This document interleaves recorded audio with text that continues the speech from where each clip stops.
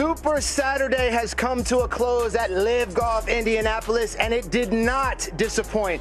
Munoz threw down, continuing his rampage into day two, but big dog Dustin Johnson chased him down and tied for the lead. The clock is ticking for our title fighters, Watko and Rahm, and as the highest the stakes are at the top, the players on the drop zone bubble are definitely feeling the weight of relegation. We're here live to chat about it all. Welcome to the Club 54 post-round show. The race for the individual championship continues as our guys are going head-to-head, and you can feel the pressure out there. Here's Dustin Johnson at the top of the leaderboard, chased down Sebastian Munoz the entire day, finished strong with a 16-under finish.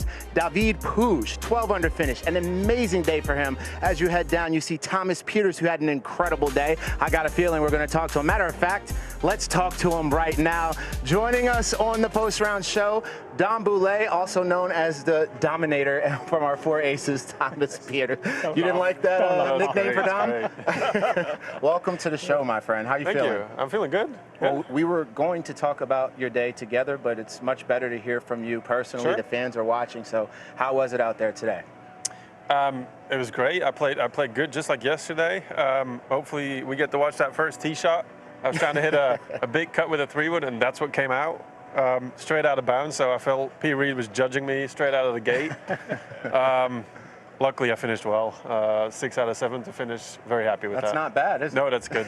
Yeah. Your caddy, Alan Maro, told me that you were going to hit a driver off the first tee, but last minute you changed to a 3-wood. What was the decision behind that? I hit 3-wood yesterday, and yesterday was into. Today was just kind of out of the right, and I just made an awful swing. Yeah, I was trying to hit a big cut, and I hit a big hook, so double crossed it, went out of bounds, and then hit the shot I was meant to hit, maybe just a little chip cut. Yeah. But you know, your fallback. This is a golf course we've seen. Everyone can make a lot of birdies. You made 6 in a row on the back 9. Given what you see, your fallback 16 unders leading. What do you think you need to shoot tomorrow to get this job done? 8, 9. Oh, as much as that? Yeah, for sure, yeah. I mean, Dustin, Sebastian, everybody's capable of shooting 6, 7, 8 under, so it's going to have to be something special. Well, I got to be honest, it's been a whole lot of fun watching you guys this year. Not only you as an individual, but the Four Aces as a team. You just continue to get better as the year progresses. Yeah. What would you say you credit to not only yourself, but your entire team improving throughout this year? We just want to win one. I think, hopefully we get, all 4 of us playing really great tomorrow, and we can actually win something. It'd be nice going into next week. Yeah, I mean, it's just that's kind of been our year. We had 3 guys play really well, and then 1 guy has kind of an off week. It's been like that every week, I feel like. Yeah. So hopefully, Harold shoots lights out tomorrow, and then we try to do the same. We have some highlights of your day, Sure. if you don't mind. This is your moment. We want you to talk your talk a little bit. Take us through your day. Here's Thomas Pieters, ladies and gentlemen, following round 2. That was... the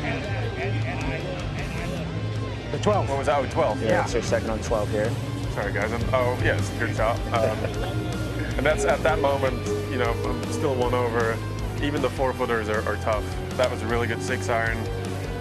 Hit my spot perfectly, kind of just bottom of the slope, worked its way up.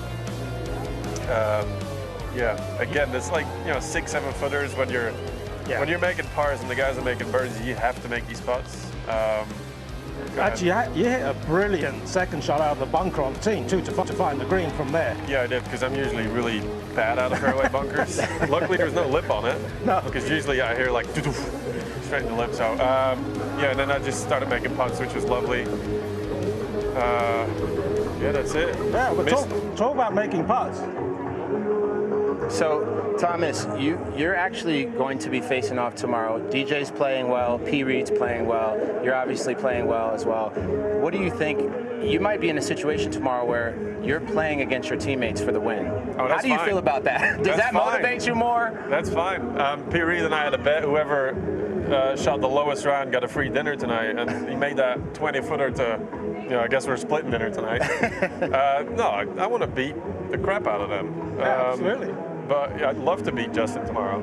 Okay, all right. Talk about making putts. You changed putters last week, right after the first round to a Bettinardi. It's made a big difference because you rode it beautifully today. I know. I got a fitting on Friday night, and although it's not the best looking putter, it works, and it's been working. To you. I'm now sure now. Yeah. I'll keep using it. Yeah. So we do this thing on the show called Form Check. It's when fans submit their swings and you check their form. Be brutally honest, it makes for a better show. Here is Form Check. You ready? Yes, sir. Let's do it. Here's the first one. Good posture. Kind of looks like Westy, if I'm being honest. Ooh. Big loop. I don't think too bad. I don't think he's ever seen the right rough, but that looks a bit hooky to me. All right. We got one more coming for you. Let's see another one here. That's a nice driving All right, what do you range. think of this? That kind of looks like my driving range when I grew up. Again, yeah, great balance there. Wow. Kind of looks like my sister when she hits golf balls. She's gonna love this. How can he improve this? Oh, okay. We're not only roasting. I would. You can help him a little bit too. Why not? I would work on takeaway because this thing's hitting his right ankle when it goes back. Just takeaway, a bit steeper going up. Hey, if he loves playing golf like this, keep doing it. All right, let's do one more for good luck. Oh wow. Yo, go bowling, dude. That's terrible. He'd be a pro bowler, that's for sure. You got nothing for that one, huh? Sorry. All right, you heard it from Thomas Pieters himself. We want to thank you so much for joining us here on the show. Just one. Next time you come in, can someone get me a box, please? I mean, I hate looking up to you like this. Yeah, how tall are you?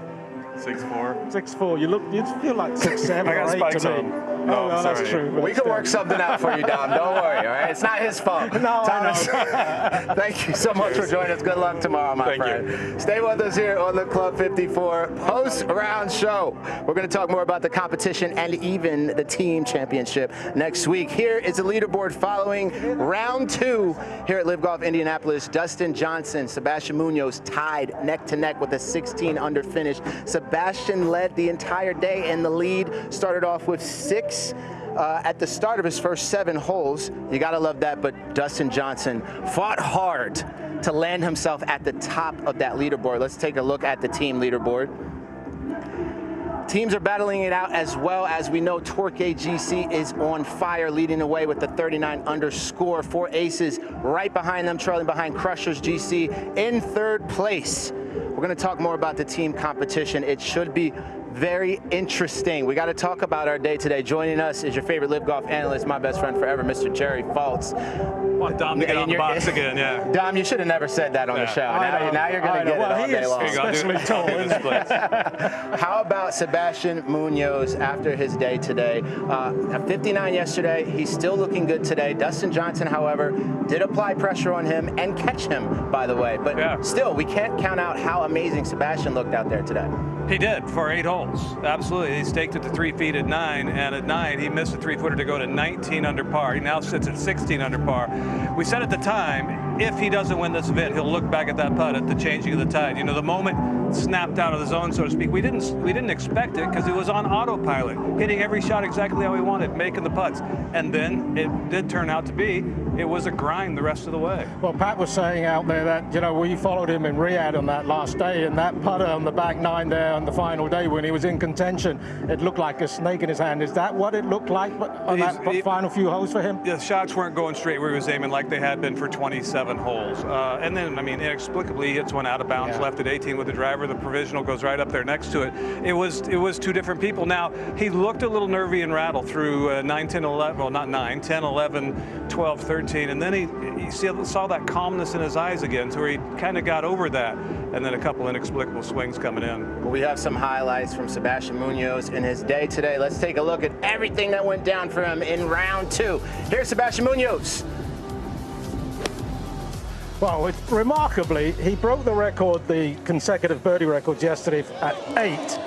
And he had 5 to end his round, so he had a chance to break his own record again. I never thought it was going to happen, but there it is. It's 2 in a row to start. That's 7. That's 7, and then here we are at 3. I mean, his iron play was incredible at the start of the round. Look at that. still has to make these. Yeah, but they're spot on. I mean, they're exactly where you need to leave them. This is second at 4, which would be the final birdie of the streak. He would make that to go on to now own first and seconds in the consecutive birdie or better streak on par 4s. Well, he lost his game on the 5th, obviously, only made a par. Yeah, he missed the green, didn't quite chip it in, actually putted it from off the green. Then at 6, he's right back on it. The bounce back birdie after the disappointing par. And we thought he was off and running again, and he was. Birdied 6, birdied 7. Made par at 8, staked it at 9. What do you say, Jerry? What's he got to do to keep this energy up heading into Was his lie that bad on 15? I guess so. He just chipped it out sideways. Sideways. Yeah. Absolutely. It was terrible. How does he keep this going? Well, you don't want to keep what he's doing right now going. This is at 16, his second shot. This you want to keep going. This is when we thought, all right, he's back on autopilot. Just judged that little slope in front of the pin perfectly. What a golf shot that was. Yeah, he went on to birdie 17, as almost everybody in the field has done, which you hit it in the fairway. Then at 18, this out of nowhere. I mean, you could land a jet on this fairway. Yeah. And this not only misses the fairway, it misses the rough, it misses the cart path, but it doesn't miss the yards. What a day from Sebastian Munoz. I love hearing Joaquin Niemann in his presser. He said, well, I can no longer say I'm the only one on the team with the 59. It's cool to just see those guys support him and him continue to play. Tomorrow's going to be pretty interesting for Sebastian because a guy named Dustin Johnson is on his tail. Dustin Johnson, I believe he's won every single year since 2008. If we don't count 2014 when he was injured, he's won every single year here at LIV Golf as well. And he's looking to get his first title this week. And it's looking pretty good for him. Here are some of his LIV Golf League wins. There's Boston in 2022. That was his first win on the LIV League, and that was in a playoff second hole, and then he knocked the ball, the hole back about 3 inches on that putt. Can't forget about this. And Joaquin Niemann in that playoff, right? Yeah, been in Vegas. That would be his 3rd win a year ago. It was freezing cold, but his game was hot as could be. But DJ crossed a big hurdle today, Dom. He has had some really good opening rounds this year, but he hasn't been able to follow it up. That was huge, and he did it with Pat Perez following him. Normally the black cat, you know, the dark cloud following him around. He did it with that. He'll have him again tomorrow. That was, I think, that was a huge hurdle for him mentally. Yeah, I think so too, though. And DJ's such a cool character. And he's very nonchalant about it. He's been asked this question whether he wants to continue that streak, and he brushes it off like it's no big deal. But I don't think so. I think it's a big deal for DJ. He wants to keep this streak going because it's a mightily impressive streak in the professional game. DJ definitely wants to win. You can see it when he's talking about the competition. Now we've seen him play better and better and better this season, but on Sundays it has seemed he struggled on some of these tournaments. What's going to be his biggest challenge tomorrow? I think he overcame it today because he struggled on Saturday too. Sunday's been the biggest struggle at times, but by Saturday he hasn't been where he is now all year long, all season long. So I think he overcame the biggest hurdle today. Biggest hurdle tomorrow is if a couple putts don't drop early, that you don't lose your confidence, because that has been his bugaboo, his nemesis. That putter on Saturday and Sunday primarily. He's swinging well enough. I don't expect him to miss these fairways with regularity. So I think he's going to be in play. He's playing that little baby fade with the irons gorgeously, and the putts have the right speed. So if the putts have the right speed, you might miss your line here or there. You and Austin might misread one, but you're not going to miss everything. And obviously he is putting beautifully this week, like you just said, and he's got Austin back on his bag. He didn't have Austin in the UK because Austin was having a second child, but he's a lot more comfortable with Austin. They take a little longer on the greens than he did when Gareth Lauder was on the bag in London, in England. But I think having Austin on the bag, they've won so much together, it's going to be a big deal tomorrow. Well, we can't talk about today without talking about the biggest story, the title fight between Joaquin Niemann and Jon Rahm. If you take a look at this score worm, it's very interesting. There was a moment where I thought Jon might have lost it, but of course that wasn't the case. Jon stuck with it. It's a close one here. Joaquin Niemann 12 under, Jon Rahm 11 under, 1 stroke ahead for Joaquin. He does have the statistical advantage, but I mean, as we know, Jon does what Jon does. He did it last year. Will he do it again this year? You know, I think It's going to be closer. John in the interview with Suan said, oh, we'll do all the calculations and all the different permutations, but it'll be interesting. I want to know if they're going to be playing together tomorrow. They could be. I mean, Waco's at 12, John's at 11. The way the draw works, they could play together. I asked Waco that in the interview on the 18th green. He says, well, it is what it is. If I play with him, that's fine. But we know somebody who can make that happen. I know. No, the pairings come out as they come out based on when the guys finish. So we'll see. That would be very interesting to see. Now, Rahm knows, and he said it in his interview with Suan. He knows that if he doesn't win, Waco has to finish way down. Waco hasn't finished in the position he's in right now. He's won, or he's averaged 23rd. So Waco's having the exact week he needs to. He doesn't have his best stuff right now. He had it for 9 holes yesterday, but he hasn't had it completely the same way since. He grinded out a good round today because he knows that that pot of gold at the end of the rainbow is waiting to call his name. And all he has to do is keep an eye on Rahm if he doesn't think he has a chance to win, and it'll be all over. I think it's important for Waco to have a good start tomorrow. He shot 28 on the back 9, on the front 9 yesterday. He started poorly today, but then he had that hot run, 6 birdie, 7 eagle, 8 birdie. And because he's not looked that comfortable on the back 9, especially on the tee shots. 15 yesterday, he knocked it in the waters. 16, he's had trouble both days on that tee shot. And 17 today, he didn't hit a great tee shot. So he really needs a good front 9 tomorrow because, you know, I just don't feel like that back 9 fits his eye as well as other players. Game is still on. Game is still on. That's music to my ears. I'm sure the fans can agree with that. Let's take a look at the individual live standings to get a better view of what's going on between these two guys going head-to-head for the individual championship title. Joaquin Niemann with 224 points. John right there behind him, 205. This is what the people want. It's all going to come down to tomorrow, Championship Sunday. Stay tuned. We're going to talk more about the competition here on the Club 54 post-round show. We've gone from Chicago to Indianapolis to crown the individual champion of the 2025 LIV Golf League. It's time to start our engines.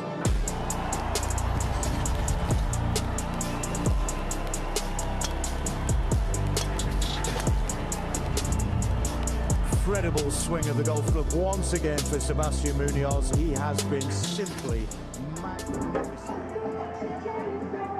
Now, Andrew Santino is the newest member of our LIV Golf family, and this week, Phil Mickelson joined him on his podcast, No Bad Lies, to discuss many things, including their alma mater. I started playing golf, which brings me to my first beautiful point of our connection of Arizona State. I'm a Sun Devil, you're a Sun Devil. This feels good to be with a fellow high education adult. Well, you know? I mean, it's obviously known as Harvard of the West. It is. And, 120,000 people, it's obviously not easy to get into. It's very hard to get into, very difficult. Very exclusive, so yeah. It's a source of pride for us as alumni. It really is. Yeah. Did you end up graduating? I did. I did too. How many years though? 4. Phil, 4. Yeah. You know how hard this is? You know how many people I know didn't get out in 4, didn't get out? You know, I have my buddy Colin, shout out Colin, he's gonna hate that I did this. I think it took him 7. Yeah. And he is he a doctor? He's a lawyer and a doctor. He's a doctor. Yeah. He's one of these guys. He wanted to see all of ASU, and he really he captured it. He really did. But I went there 4 years. I did journalism, communication journalism. That was mine. What did you get out with? I was a psychology major, just because it was interesting to me, and I needed something that captured my attention because I missed a lot of school for golf tournaments. Of course, yeah. So you had, as student athletes, that's got to be, difficult. I had no excuse. I'm just an idiot that barely got by. But you had a challenge to go at play. The Harvard of the West, though. I mean, it's still the toughest school really in the world. Yeah. Yeah. Now that's the duo we didn't know we needed, and here's our fans talking. Phil Mickelson is basically my best friend now. Well, that's a big win there, buddy. If you want to join the conversation, all you'd have to do is hashtag LIV Broadcast. You can post a photo, a video, a tweet, whatever you want to do, and we'll feature you on the show.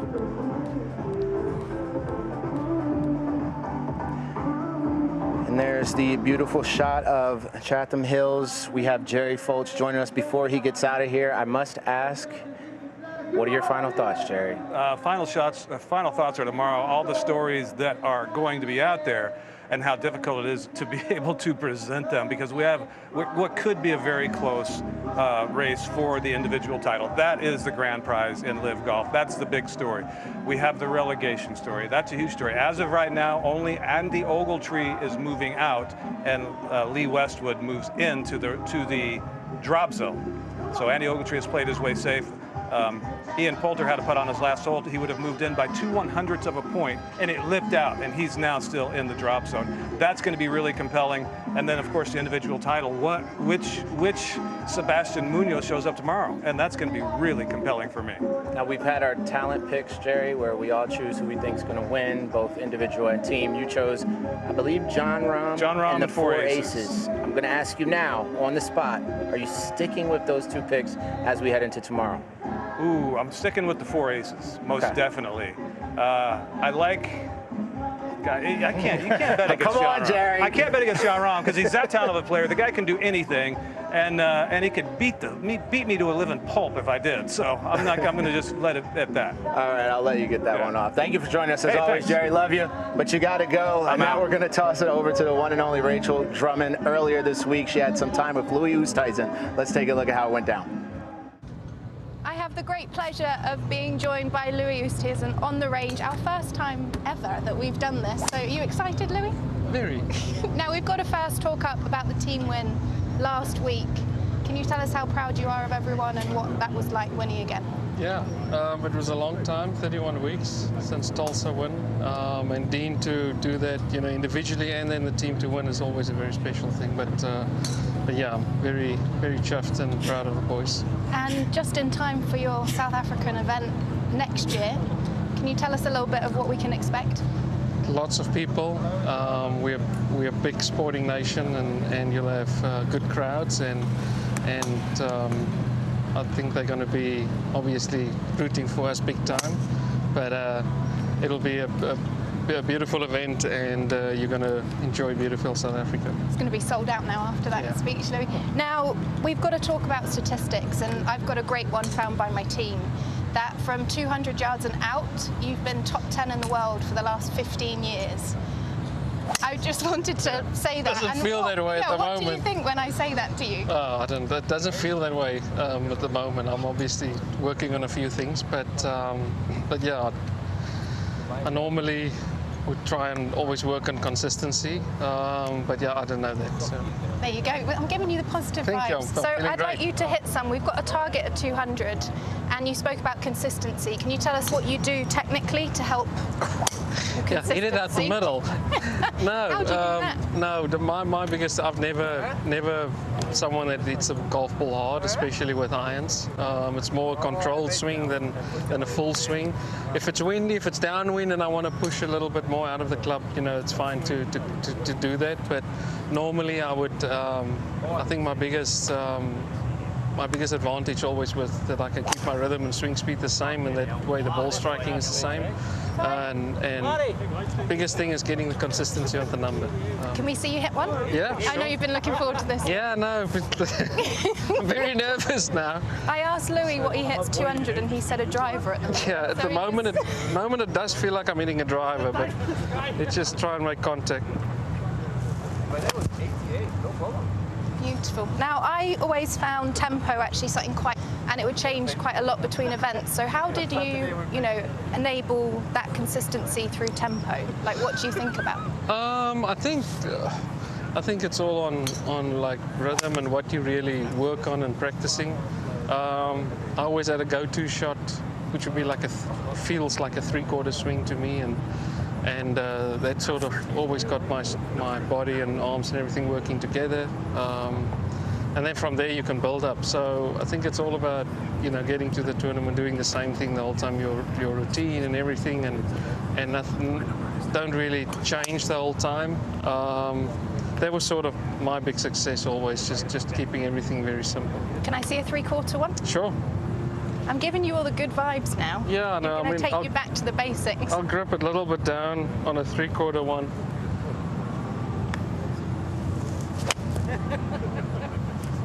And you told me that looks perfect. Well, maybe I should do that this week. There you go. I knew we'd find the secret. Now, you've been a pro since 2002, was it, that you told me? You know, what sort of foundations did you put in place in your early career? Because your swing hasn't changed. It's the same week in, week out. Yeah, again, I was never someone that chased the distance. I've tried that the last few years, I would say, and realized that it's not for me. So again, it's all on consistency, on seeing how many fairways I can hit, how many greens I can hit, and give myself as many opportunities. You know, golf these days are a lot just teeing up with the drive and see how far they get it down there. But I feel I'd rather be in the fairway and take it from there and be more consistent and everything. And that's sort of been my success throughout my whole career. Players are always looking for extra 1%. So we can't see them now, but you have a few sets of irons that are lingering. Yeah. What are you trying to find at the moment with the equipment changes? You tell me. No, I am trying to change on different shafts. It's a bit of both. I wanted to go back to a shaft I used 4 or 5 years ago, which is a little bit more feeling the head a little bit more. Unfortunately, with the elbow injury I had, it sort of went away from it and went to a graphite, and that's a lot better on my arm. But now I'm back to the steel shaft. I'm sort of trying to figure out if I can find that feeling again of where I feel the club and can work the shot a bit more without damaging the little bit of an injury that I have. So working on a few things. And so is that an important feel for you, being able to feel the club head? Yeah, I think there's a difference between feeling the weight on the head and more knowing where the club face is in your swing. A lot of times, some of the clubs I try, then I get on the top and I feel my hands and I feel a bit of the shaft, but I don't really feel the club face. And then when I do have to hit that little harder shot or the fuller shot, I sort of lose it in between coming down here, and then I feel like I get very inconsistent. So if I can always feel where the club head is, you know, then I feel I can control it with my body. And I guess that ties in with the slower swing speed, doesn't it? Because then you can feel where the club head is. If you feel where it is, then I think you can basically do what you want. You can speed it up, you can slow it down. If you don't know really where it is and you're trying to guess and you're swinging harder, but the club face is in the wrong position, you're going to get it a bit all over the place. Which I've had today on the golf course, which was not fun. I wish we could have recorded Louis earlier this morning when I saw him. He was like, Rachel, no. Yeah, this is not the time to do it. It is the wrong time to do it, but it's okay. I've hit a good one, so I'm happy. And let's talk about shot shape finally. What sort of shot do you find you're most consistent with? Like what? Straight. Straight. Yeah, driver. I love to set it up left, and I set it up left, but I hit it pretty straight. Maybe a little cut, and almost from the left-hand side as well. I can maneuver a draw by changing my ball position. The minute I start aiming square or right, I swing it poorly. I get under it, and that's when I hurt my back. I do everything. You start just swinging it poorly. And with my irons, I've never been someone that really shapes it. But I would rather just pick a spot, hit it straight, and let the wind control where it's going. But I'm more just a straight. And final question, Louis. As you said, you're thinking, Rachel, give me some help technically this week. How do you then get ready for tournament play tomorrow? No, I'll be here. Yeah, you'll be. I'll probably do a little bit now. I'll go in, have some lunch, almost warm up again physio-wise, and then come out and just have a fresh brain again. But yeah, I'll figure it out. And I've been around a while. I think there's always a shot that I can find to get myself around the golf course. It might not be pretty, but I'll figure something out. That's what it's about, Louis. Thank you so much for joining us. Do you want to hit one more? I'll hit one more. Go on, hit one more for us. Hello, Charles. Okay, Charles. Are you going to hit one?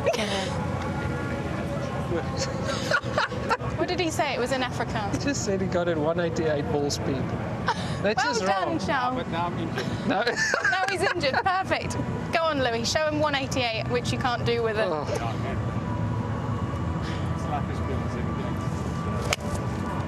There we go. There's nothing wrong with that. Yeah. Am I on commission this week? We'll see. I'll let you know on Sunday. Good luck this week, Louis. Thank you very much. so much. Thank you. Always good to see and hear from Louis, and when Charles Schwartzel's crashing a party, you know it's a good time, right, Dom? Yeah, he knows how to have fun. All the Stingers know how to have fun. That is for sure. Can't wait to go to South Africa. That's going to be a good time. All right, now we're going to toss it live to Rachel Drummond. She's on the course, and she's going to give us a little bit of a pro tip. Hey, Rachel, what's going on out there? Hello, Christian. Let's hope it's a pro tip. I just had so much fun with Louis there, and he said so many key things about his golf swing and how it works effectively. And one of the main things he said, he's trying to find out where the club face is at the moment.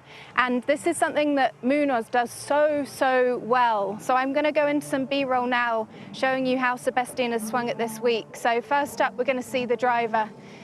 Now, with this drive, I see him using so much speed, and like Louis said, he must be able to feel the club head, because if you can feel the club head, you can use the speed.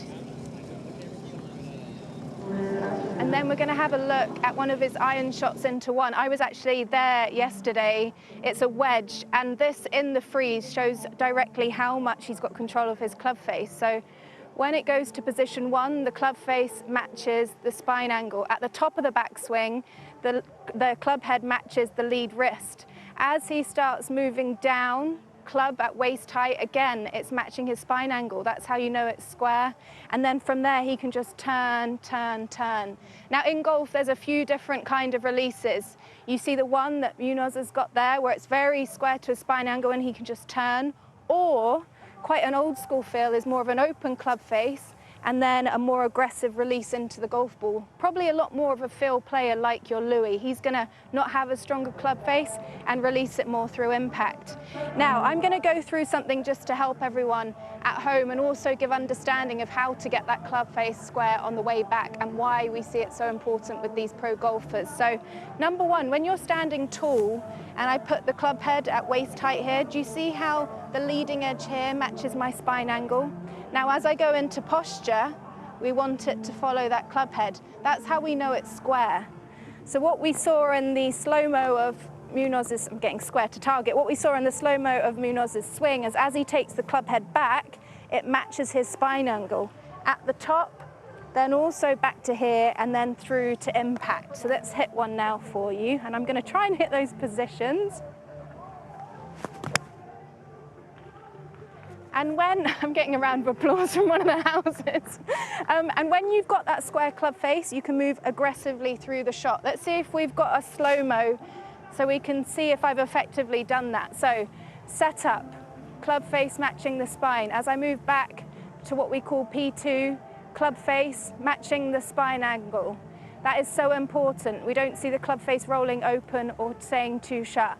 As we move to the top of the backswing, hopefully we can see that lead wrist matching the club face, which is another powerful move. And then on the way down, we can see the club head moving through the forearms, and again, the club face matching the spine angle. From there, you have the ability to have a square club face at impact and turn through the shot. Now, I think this is an amazing thing that we see in all the golfers here at LIV Golf League. As I said, they have different releases, but the squarer the club face, you can keep it throughout the golf swing, the more control, and you can also then turn aggressively throughout the shot. So amazing stuff from Louis and amazing stuff from Munoz there. Thank you so much, guys.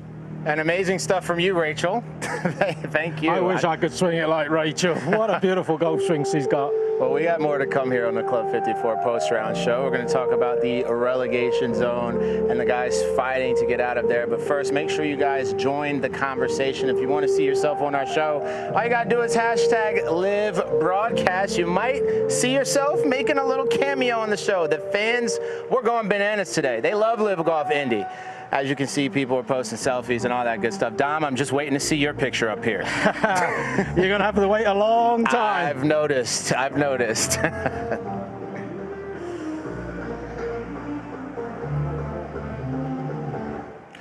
All right, 3 rounds remain for players to earn enough points to have the chance to stay in the LIV Golf League next year. Those on the relegation bubble know the stakes. Andy Ogletree and other guys in his category are playing for their survival within LIV Golf League. That is a whole different kind of pressure right there. Brendan and Andy certainly have struggled this year, and haven't had their best stuff, and obviously they're further down the standings. Brendan Steele, a man in need of points. It can weigh on your mind for sure. Individually, it's definitely stressful. I'm not going to lie to you and say that I don't think about that. We know he's capable. I mean, he knows how to win. He knows how to be a pro. And yeah, look, we're pulling for him. Euban's in a tough situation right now. He's 53rd going to the last event. Playing for his career over the next week. He's got to sack it up and go out there and get it done. Freddie Ketchum needs to go very low. He's in deep relegation trouble.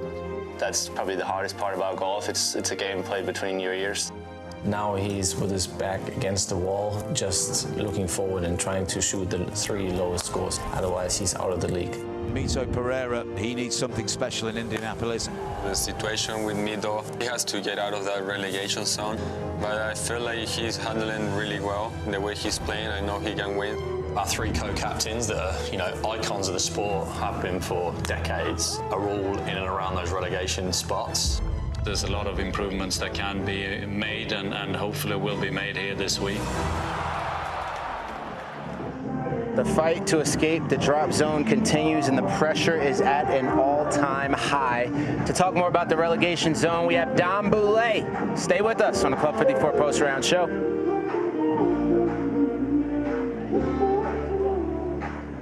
Let's take a look at the standings currently with our gentleman facing the drop zone, Lee Westwood, Ian Poulter, right on the bubble. They've been fighting, and they've been fighting strong. Tomorrow is a very big day for these guys. We also have Mito Pereira there, Yubin Zhang, and of course Anthony Kim down there at the bottom. This is a very dangerous zone to be in. It's not a zone you want to be in. We've talked about the Majestics all week.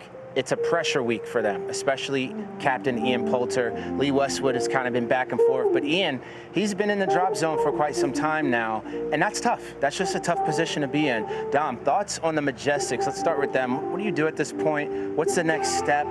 How do we start talking through what's next? Well, Christian, effectively, you're losing your job.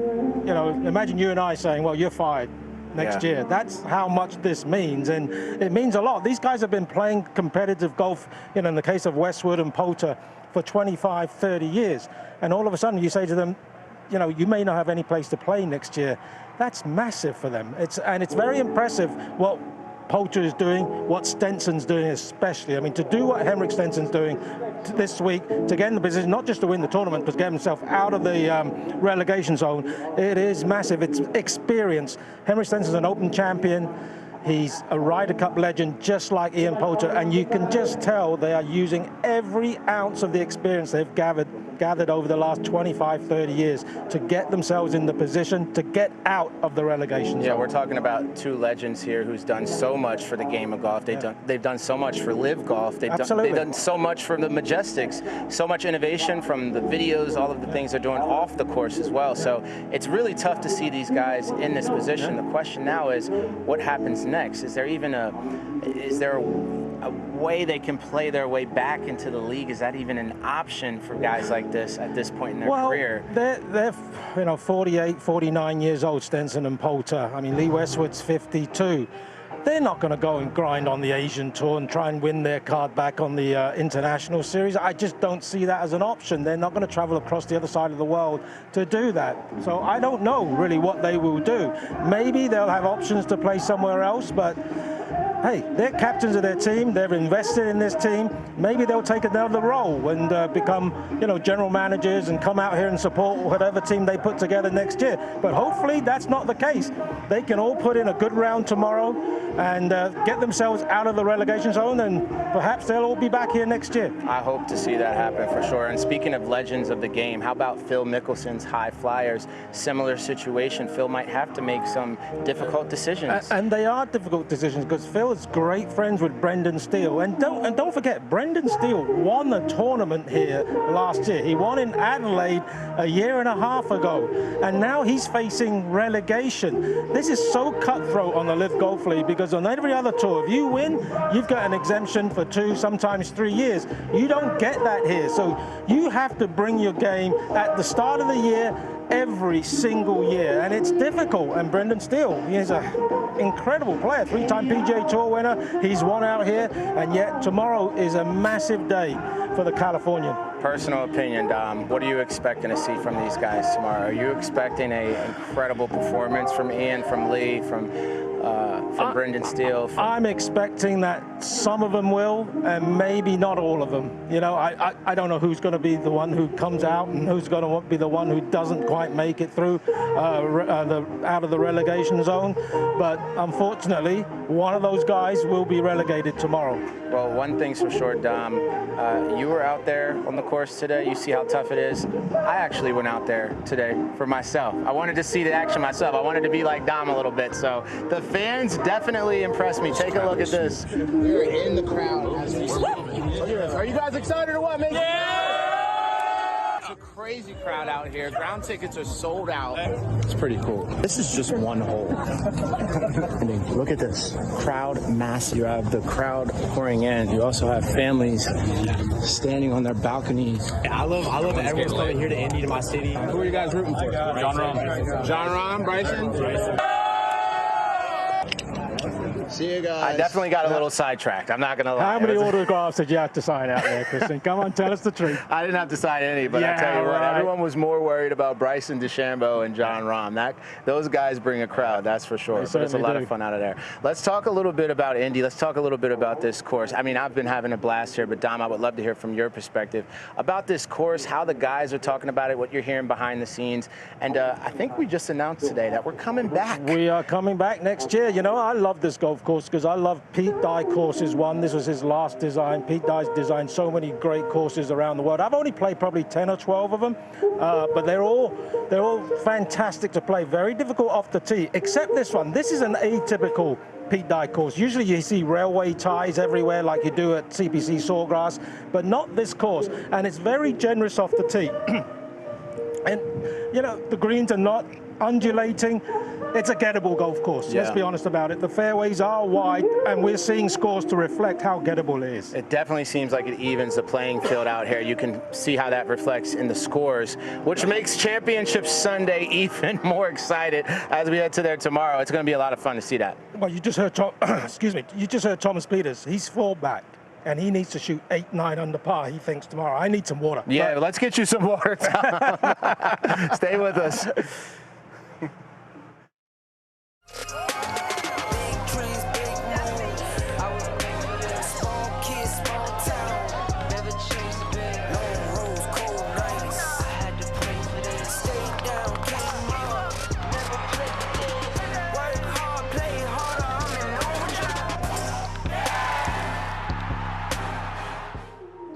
Going to be very exciting. If you can hear that music, that is Jason Derulo here at LIV Golf Indianapolis. Dom, grab some water, take your time, clear your throat as we continue the conversation. And speaking of conversation, if you want to join us, make sure you guys hashtag LIV Broadcast to join the conversation. Here's one from Torquay, another world record.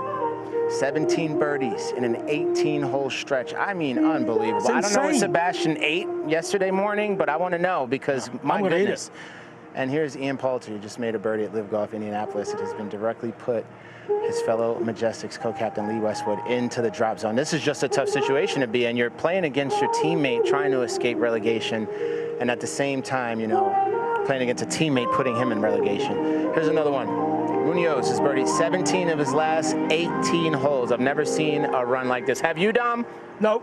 No. Nobody in the world of golf has seen a run like that. I mean, he made 14 birdies yesterday, and no one had ever seen that producing a round of golf either. Incredible and here's stuff. Taylor Gooch with a crazy moment. He had a big moment on the hole, but he decided to show his OKC fandom. But we're in Indianapolis. They don't play that here. We got Pacers fans here, so I don't know if they were saying Gooch or if they were booing, but the fans didn't necessarily love that. And there are the fans gathered around for Jason Derulo.